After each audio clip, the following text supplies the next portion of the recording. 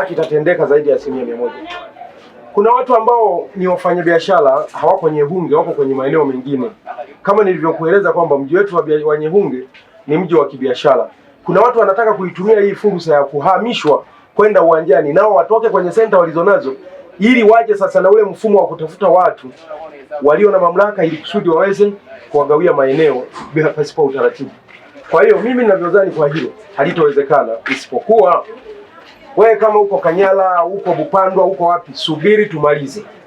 Kwamba sasa wafanyabiashara ambao wamehamishwa huko sokoni wamemaliza changamoto zao zote, maana yake eneo linabaki halina watu. Likishabaki lazima watagawiwa hao wageni wanaotaka, ila si kwamba eneo bado halijabaki halafu akagawiwa mgeni wakati kuna mtu amehamishwa kutoka sokoni. Hiyo haitowezekana. Kuna vitu havielewi, yani kuna watu hawaelewi mabadiliko.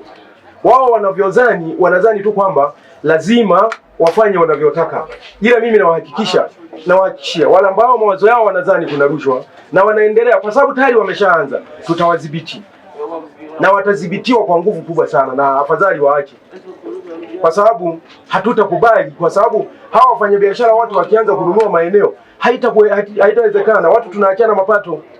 Mtu ni fundi cherehani, ana cherehani moja, halafu namwambia aenda akahonge ili apate eneo, haitawezekana. Kwa hiyo wale vishoka nimesema walioanza waache na hiyo kazi, walizike na mapato yao. Kama ni mtu wa serikali atosheke na mshahara wake.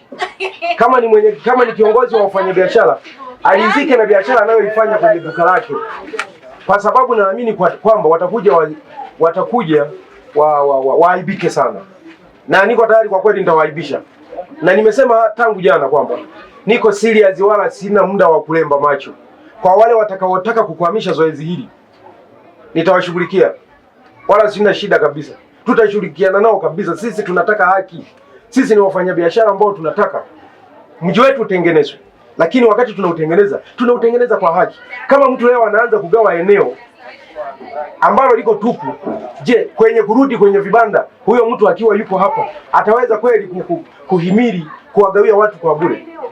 Kwa hiyo wale watakaofanya hivyo waache, wataaibika. Kwanza na wataka vishoka watulie, maana yajayo kwa vishoka ni magumu sana. Vishoka wakalale kabisa, watulie, watu watende haki, na vishoka hao wabadilike, watende haki ili maisha yaende. Lakini vile vile wale wanaotaka kuletwa kuja kuhamia Nyehunge wasubiri tumalize, maeneo watapewa, wala haina shida. Sisi tumehamishwa, tumekaa Nyehunge humu zaidi ya miaka 10. Leo tunahama kwenda kwenye eneo lingine.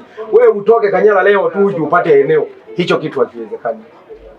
Kwa hiyo vishoka na hawa wanaong'ang'ana kwamba warudi, watulie. Wakitulia eneo likabaki, haina shida, watu wapewe. Ndio kupanua kwa mji, kwa biashara. Lakini kwa hawa watu wafanya biashara kuwa na hofu, na wataka wafanya biashara wangu wasiwe na hofu. Mgao tunaogawa, tunaanza tunapima viwanja. Tukishamaliza viwanja vyote vinapewa namba. Tukishapewa zile namba tayari, sasa tunaingia kwenda kuweka alama kwenye namba zile, na karatasi tutakuwa nazo kwenye boksi. Kwa hiyo wewe utachukua karatasi yako, utaenda kwenye namba yako. Pili, kuna wafanyabiashara, kwa mfano watu wa special wanajuana, watu wa urembo wanajuana, watu wa nyanya wanajuana, watu wa vitunguu wanajuana. Wewe kama umeuziwa na vishoka, kabla hatujaanza kuuza, kuna nini kugawa, lazima tuwaulize wanaofanya biashara inayofanana na wewe kwamba je, huyu mnamtambua? Wakisema kwamba wewe hawatakutambua, basi unatakiwa kuondoka mara moja. Na kama kuna kishoka amekula hela yako, nenda ukamuombe. Kama inawezekana, nenda ukamuombe. Hakuna kishoka, hana nafasi. Kishoka hataweza.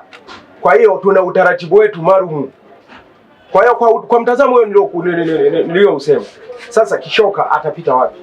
Maana wale wafanyabiashara, wewe kama unauza special, watakwambia kwamba bwana, sisi tuko hapa. Huyu bwana mnamfahamu? Hatumfahamu.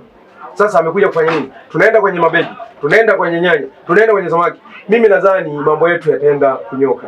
Na hili halianzii tu. Kuna wakati tena tulikuwa tunaandika majina, watu waliingia na majina feki, lakini tuliyatazama tukayaelewa kwamba hili jina tunalitambua ni feki, halimo.